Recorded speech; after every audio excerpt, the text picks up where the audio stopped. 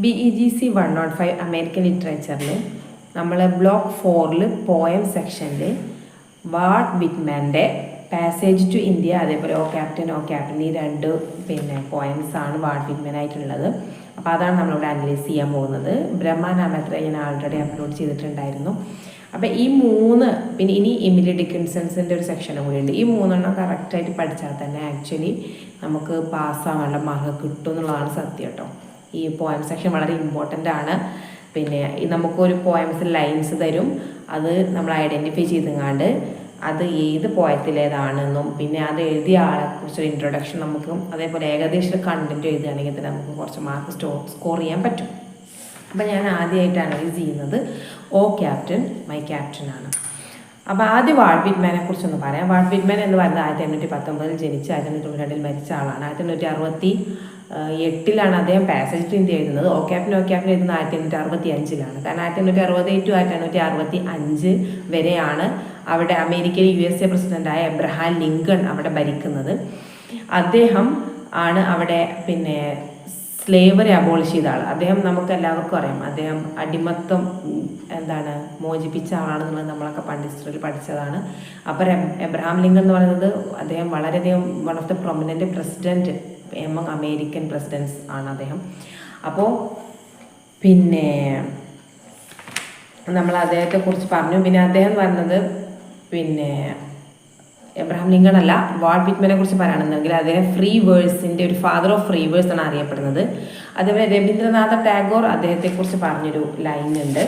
എന്ന് വെച്ച് കഴിഞ്ഞാൽ no American has caught the orientalism as well as നമ്മുടെ വിറ്റ്മാൻ എന്ന് പറയുന്നത്. അതായത് ഇന്ത്യൻ്റെ എല്ലാവിധ ട്രഡീഷൻസും കാര്യങ്ങളൊക്കെ വിറ്റ്മാനെ പോലെ അദ്ദേഹം അത്രത്തോളം ഫോളോ ചെയ്തിരുന്നു അത്. അപ്പോൾ അദ്ദേഹത്തോളം അത് ഫോളോ ചെയ്ത വേറൊരാളില്ല എന്നാണ് പറഞ്ഞിട്ടുള്ളത് രവീന്ദ്രനാഥ ടാഗോർ.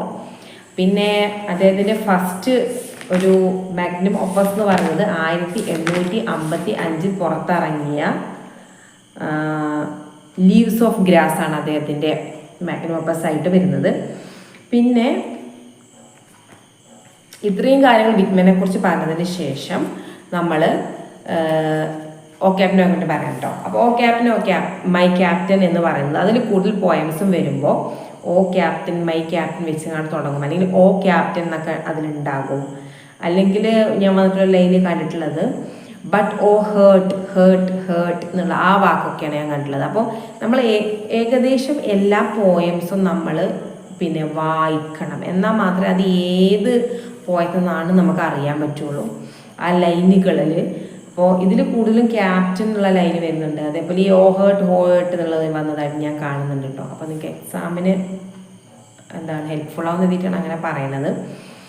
അപ്പോൾ ഇതിൻ്റെ ഒരു കണ്ടന്റ് എന്ന് പറഞ്ഞതെന്ന് വെച്ച് കഴിഞ്ഞാൽ ഇതൊരു എലഗിയാണ്. എലഗി എന്ന് പറഞ്ഞാൽ എന്താണ്? എലഗി എന്ന് പറഞ്ഞാൽ ഒരു ഫോം ഓഫ് പോയമാണ്.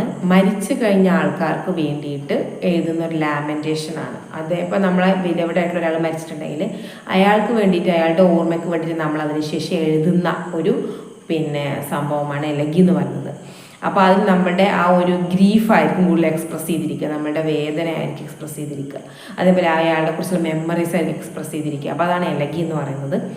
അപ്പോൾ നമുക്കറിയാം 107 നമ്മൾ ജോൺ മിൽട്ടൻ്റെ ലിസഡിയസ് അതൊരു എലഗി നമുക്ക് പഠിക്കാനുണ്ട് കേട്ടോ 107. അപ്പോൾ അത് വലിയ എലഗിയാണ്, ഇത് ചെറിയ എലഗിയാണ്. അപ്പോൾ എലഗിയാണോ എലജിയാണോ എനിക്ക് കറക്റ്റ് പ്രൊണൗൺസിയേഷൻ എന്താണെന്ന് അറിയില്ല, എന്തായാലും അതാണ് സംഭവം, ELEGY. അപ്പോൾ എബ്രഹാം ലിങ്കൺ, പിന്നെ who was the president of the USA from അതായത് 1860 ടു 1865 വരെ അദ്ദേഹമാണ് അമേരിക്ക ഭരിച്ചിരുന്നത്. അദ്ദേഹം ആ ഒരു സമയത്ത് അദ്ദേഹത്തിൻ്റെ നോർത്ത് സൈഡിൽ, അമേരിക്കയുടെ നോർത്ത് ഭാഗത്ത്, യുണൈറ്റഡ് സ്റ്റേറ്റ്സിൻ്റെ നോർത്ത് ഭാഗത്ത് ഒരുപാട് നീഗ്രോസ്, ഇദ്ദേഹം ഒരു കറുത്ത വർഗ്ഗക്കാരനായതുകൊണ്ട് തന്നെ അദ്ദേഹത്തിന് നീഗ്രോസിൻ്റെ ആ ഒരു ബുദ്ധിമുട്ടും പ്രയാസങ്ങളൊക്കെ അറിയായിരുന്നു. അപ്പോൾ ഈ നീഗ്രോസിൻ്റെ ആ ഒരു റെച്ചഡ് എക്സിസ്റ്റൻസ് കാണാൻ പറ്റാതെ അദ്ദേഹം അവരെ എല്ലാവരും ഇതിൽ നിന്ന് മോചിപ്പിക്കുകയും അവർക്ക് അടിമത്തത്തിൽ നിന്ന് സ്വാതന്ത്ര്യം നൽകുകയും ചെയ്തു. അപ്പം അത് അവരുടെ ഓണേഴ്സായിരുന്ന ആൾക്കാർക്ക് ഇദ്ദേഹത്തിനോട് ഭയങ്കര ദേഷ്യം തോന്നാൻ കാരണമാവുകയും അങ്ങനെ പിന്നെ ആ ഒരു യുദ്ധത്തിന് ശേഷം, ആ ഒരു സിവിൽ വാറിന് ശേഷം അവിടെ അതിൻ്റെ വിജയം ഏതാണ്ട് കണ്ടതിന് ശേഷം എല്ലാവരും അദ്ദേഹത്തെ പുകഴ്ത്തി അദ്ദേഹത്തിനോട് നന്ദി പറയാൻ നിൽക്കുന്ന ആ ഒരു അവസരമായപ്പോഴേക്കും ജോൺ വിൽക്ക് ബൂത്ത് എന്ന് പറയുന്ന ആൾ തിയേറ്ററിൽ വെച്ച് അദ്ദേഹത്തെ കൊല്ലുകയാണ് ചെയ്യുന്നത്, അദ്ദേഹത്തെ അസാസിനേറ്റ് ചെയ്യുകയാണ് ചെയ്യുന്നത്. അപ്പോൾ ആ ഒരു സമയത്ത് ഉണ്ടാകുന്ന ദുഃഖത്തിൽ നിന്നാണ് അദ്ദേഹം ഇത് എഴുതുന്നത്. അപ്പോൾ അദ്ദേഹം പറയുകയാണ്, പിന്നെ ഇതിനെക്കുറിച്ച് പറയുന്നതെന്ന് വെച്ച് കഴിഞ്ഞാൽ, പിന്നെ ആദ്യം ഈ ഒരു പോയം ഏതൊക്കെ രീതിയിൽ പറഞ്ഞിട്ടുണ്ടെന്ന് പറയാം. ഇതിൽ ഒരുപാട് അദ്ദേഹത്തിൻ്റെ ഗ്രീഫുകൾ എക്സ്പ്രസ് ചെയ്തിട്ടുണ്ട്, അതേപോലെ ഒരുപാട് മെറ്റഫർ യൂസ് ചെയ്തിട്ടുണ്ട്. ഇതിൻ്റെ ലൈനൊക്കെ ഒരു റൈം സ്കീം എന്ന് പറയുന്നത് AABB എന്ന് പറയുന്ന റൈം സ്കീമാണ് ഉപയോഗിച്ചിട്ടുള്ളത്. ഇതിന് 3 സ്റ്റാൻസാസ് ആണ്. ഈച്ച് സ്റ്റാൻസാസ് കണ്ടെയ്ൻ 8 ലൈൻസ് ആണ്. പിന്നെ ഇത് പറഞ്ഞത് പ്രത്യേകമായിട്ടൊരു എലജി ആണെന്നുള്ളത് പറയണം. പിന്നെ പറയുന്നത് എന്താണ്, ലിങ്കൺ ആ ഒരു വിക്ടറിയോട് അടുത്ത് നിൽക്കുന്ന സമയത്ത് തന്നെയാണ് ഈ ഒരു മരണം സംഭവിച്ചിട്ടുള്ളത്.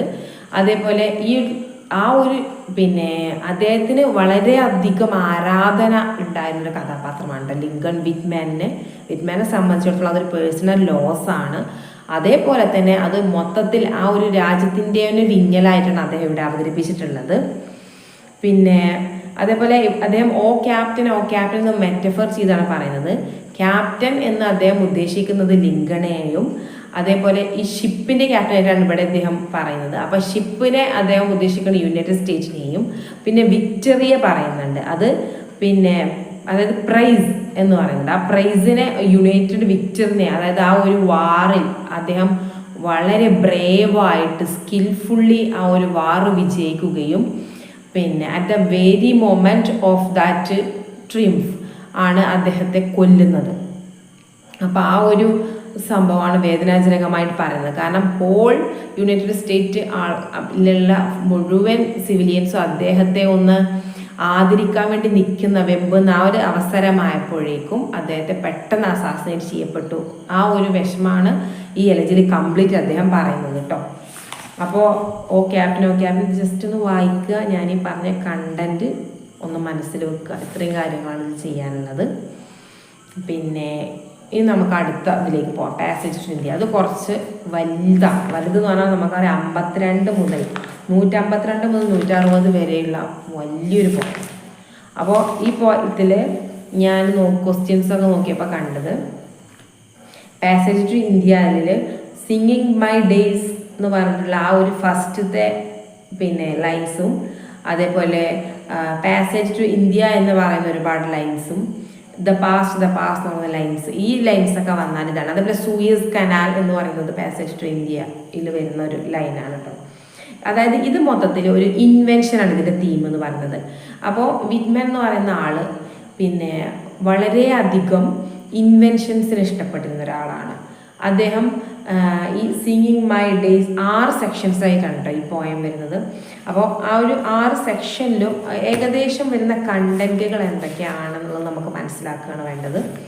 അപ്പോൾ അദ്ദേഹം നേരത്തെ പറഞ്ഞ പോലെ ഫാദർ ഓഫ് ഫ്രീവേഴ്സ് ആയിട്ടാണ് അറിയപ്പെടുന്നത്.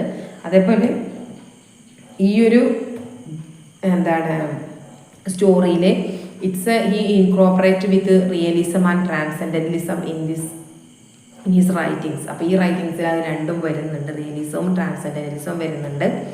അത് നമ്മളെന്താണെന്ന് ഫസ്റ്റ് ബ്ലോക്കിൽ പറയുന്നുണ്ട് കേട്ടോ.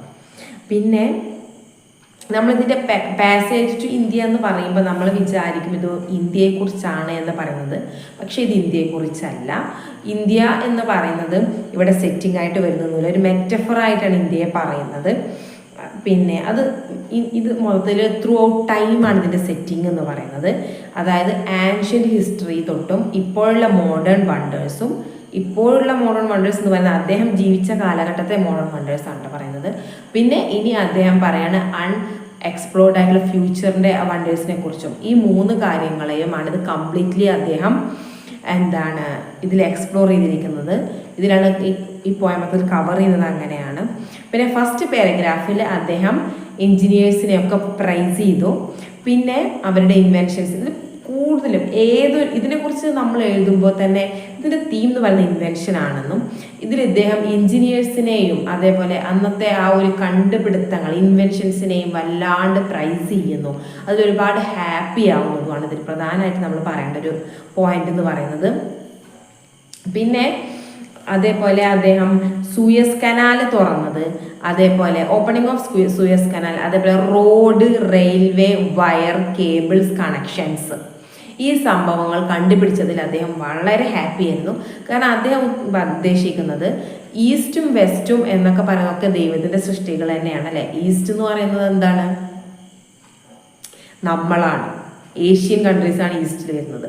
വെസ്റ്റ് എന്ന് പറയുന്നത് യൂറോപ്പും അങ്ങനെയാണ്. അപ്പോൾ ഈസ്റ്റും വെസ്റ്റും പിന്നെ ഒക്കെ ദൈവത്തിൻ്റെ സൃഷ്ടികളാണ്, ദൈവത്തിൻ്റെ ഭൂമിയുടെ ഭാഗങ്ങളാണ്. അത് ഭൂമി പിന്നെ പാട്ടാവാൻ വേണ്ടിയിട്ടാണ് ഇത്രയും സംഭവങ്ങൾ കൊടുത്തിട്ടുള്ളത്, അല്ലാണ്ട് വിഭജിക്കാൻ വേണ്ടിയിട്ടല്ല എന്നാണ് പറയുന്നത്. പിന്നെ അതേപോലെ ഈ റെയിൽവേ, അതേപോലെ റോഡ്, വയേഴ്സ്, ഈ സംഭവങ്ങളൊക്കെ എന്താണ്? സൂയസ് കനാൽ എന്നൊക്കെ പറയുന്നത് എന്താണ്? നമുക്കറിയാം സൂയസ് കനാൽ അടച്ചിട്ടപ്പോൾ ഒരുപാട് പ്രശ്നങ്ങൾ വന്നു. കാരണം ലോകത്തിലെ മുഴുവൻ ചരക്കുകൾ നീങ്ങുന്നത് സൂയസ് കനാലിലൂടെയാണ്. അപ്പോൾ പിന്നെ ഇതൊക്കെ എന്താണ്? നമ്മൾ മനുഷ്യനെ പരസ്പരം കണക്ട് ചെയ്യാൻ വേണ്ടിയിട്ടുള്ളതാണ്, മനുഷ്യൻ ട്രാവൽ ചെയ്യാൻ വേണ്ടിയിട്ട്, പരസ്പരം വയേഴ്സ് ഉണ്ടാകുമ്പോൾ കമ്മ്യൂണിക്കേറ്റ് ചെയ്യാൻ വേണ്ടിയിട്ട്, നമുക്കൊരു സ്ഥലത്ത് മറ്റൊരു സ്ഥലത്തേക്ക് എക്സ്പ്ലോർ ചെയ്യാൻ വേണ്ടിയിട്ട്.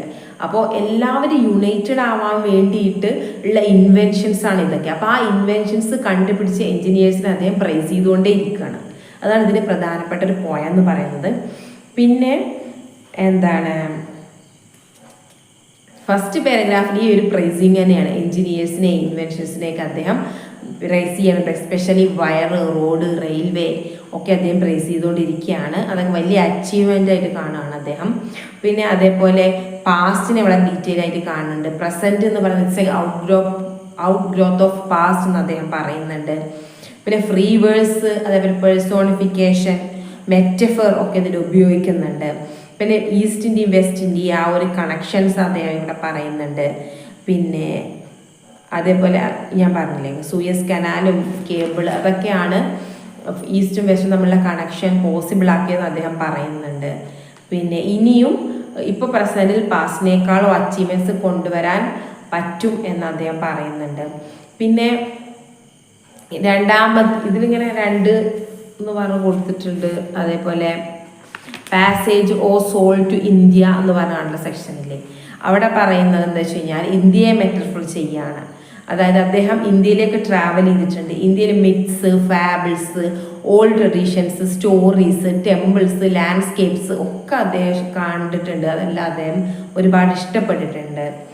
അതേപോലെ പിന്നെ പാസേജ് ടു ഇന്ത്യ എന്ന സെക്ഷനിൽ അതാണ് വരുന്നത്. പിന്നെ 3 എന്ന് പറഞ്ഞുള്ളൊരു സെക്ഷൻ വരുന്നുണ്ട്.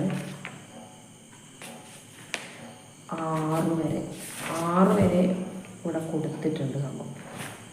പിന്നെ അടുത്ത സ്റ്റാൻഡേർഡ്സിൽ വരുന്നത് ഗോഡ് എർത്തിനെ ക്രിയേറ്റ് ചെയ്തത് ഈസ്റ്റിലും വെസ്റ്റിലും ഒരുപാട് പേരുണ്ട്, എല്ലാവരും ഹാപ്പിയായി യുണൈറ്റോടെ കഴിയാൻ വേണ്ടിയിട്ടാണെന്നും ബ്രിഡ്ജും റോഡും ഒക്കെ ഉണ്ടാക്കിയിട്ടുള്ളത് എർത്തിനെ സ്പ്ലിറ്റ് ചെയ്യാൻ വേണ്ടിയിട്ടല്ല, പകരം എക്സ്പ്ലോർ ചെയ്യാൻ വേണ്ടിയിട്ടാണെന്ന് അദ്ദേഹം പറയുന്നുണ്ട്. പിന്നെയും അദ്ദേഹം എൻജിനീയേഴ്സിനെ പ്രൈസ് ചെയ്യാണ്, ഇൻവെൻഷൻസിനെ പ്രൈസ് ചെയ്യാണ്. അതേപോലെ ഈ ഒരു ഇങ്ങനെ പരസ്പരം നമ്മൾ കണക്റ്റ് ആവുന്നത് ത്രൂ റോഡ് ഓർ റെയിൽവേ കൂടി നമ്മൾ കണക്റ്റ് ആവുന്നത് ഒരു ഫിസിക്കൽ യൂണിറ്റ് മാത്രമല്ല, അത് സ്പിരിച്വൽ യൂണിറ്റ് കൂടിയാണെന്നാണ് അദ്ദേഹം പറയുന്നത്. സൂയസ് കനാലിൻ്റെ ഓപ്പണിങ്ങും മറ്റും എൻജിനീയേഴ്സിനെ ഒക്കെ പ്രൈസ് ചെയ്ത് കമ്മ്യൂണിക്കേഷനും മറ്റും പോസിബിൾ ആക്കിയതും ഒക്കെ അദ്ദേഹത്തിൻ്റെ ഒരു ഡ്രീമായിരുന്നു എന്നും ഇപ്പോഴത് റിയൽ ആയെന്നും അദ്ദേഹം പറയുകയാണ്. ഞാൻ അദ്ദേഹം ജീവിച്ച കാലഘട്ടം നമ്മൾ ഓർക്കണം, 1919-1992. അപ്പോൾ ആ ഒരു കാലഘട്ടത്തിലാണ് ഒരുപാട് ഇൻവെൻഷൻസ് നമ്മുടെ നാട്ടിൽ വന്നിട്ടുള്ളത്. അപ്പോൾ പിന്നെ അതുകൊണ്ടാണ് അദ്ദേഹം ഇങ്ങനെ പറഞ്ഞുകൊണ്ടിരിക്കുന്നത് കേട്ടോ. അപ്പോൾ everything is the ultimately reality of God, all from the God, ദൈവത്തിൻ്റെ മുന്നിൽ എല്ലാവരും ഒരുപോലെയാണെന്നും ഒക്കെ പറയുന്നത്. അപ്പോൾ ഇത് വായിക്കുമ്പോൾ ആക്ച്വലി നല്ലൊരു സന്തോഷമാണ് ഇത് കംപ്ലീറ്റ് വരുന്നത്. കാരണം മനുഷ്യരെ എല്ലാവരെയും, യൂറോപ്പിനെയും ഏഷ്യയെയും ഒക്കെ ഒരുമിച്ച് കൂട്ടുക എന്ന് പറയുന്ന ഒരു സ്പിരിച്വൽ മൈൻഡ് സെറ്റാണ് അദ്ദേഹത്തിന് ഉണ്ടായിരുന്നത്. അപ്പം അതിന് കാരണമാകുന്ന ഇൻവെൻഷൻസിലേക്ക് നമ്മളെ എത്തിക്കുന്ന ടെക്നോളജിയെയും എൻജിനീയേഴ്സിനെയൊക്കെ അദ്ദേഹം പ്രൈസ് ചെയ്യുകയാണ് ചെയ്യുന്നത്. അപ്പോൾ അതാണ് പാസേജ് ടു ഇന്ത്യ എന്ന് പറയുന്ന ഇതിൻ്റെ ഒരു ഓവറോൾ തീം എന്ന് പറയുന്നത്. അപ്പോൾ ഈ പറഞ്ഞ പോലെ ലൈൻസ് ഒക്കെ ഒന്ന് ഏകദേശം എല്ലാം ഒന്ന് വായിച്ചു നോക്കുക. ഇതിൽ കൂടുതൽ പാസേജ് ടു ഇന്ത്യ എന്ന് പറഞ്ഞ ലൈൻസ് തന്നെ ആയിരിക്കും കൂടുതലും വരുന്നത്. പിന്നെ പാസേജ്, ഓ സോൾ എന്നൊക്കെ പറയുന്ന വാക്കുകളൊക്കെ ഇതിൽ കൂടുതൽ വരുന്നുണ്ട്. ഓ വെച്ചിട്ടുള്ള ഒരുപാട് വാക്കുകൾ ഇതിൽ വരുന്നുണ്ട്. പക്ഷേ ഓ ഹേർട്ട് എന്ന് പറയുന്ന വാക്ക് ഒരു ബദലല്ല, അത് പിന്നെ ഓ ക്യാപ്റ്റനിലാണ് കേട്ടോ. അപ്പം അത് ഓവറോൾ തീം മനസ്സിലാക്കിയിട്ട് അതുമായിട്ട് മാച്ച് ചെയ്യുന്ന ലൈൻസ് വരുമ്പോൾ നമുക്ക് മനസ്സിലാക്കാൻ പറ്റും. അപ്പോൾ ഇനി നമുക്ക് എമിലി ഡിക്കിൻസണിൻ്റെ കൂടി ഒന്ന് നോക്കാം. പറ്റുകയാണെന്നുണ്ടെങ്കിൽ മറ്റുള്ളവർക്ക് കൂടി ഷെയർ ചെയ്യാം.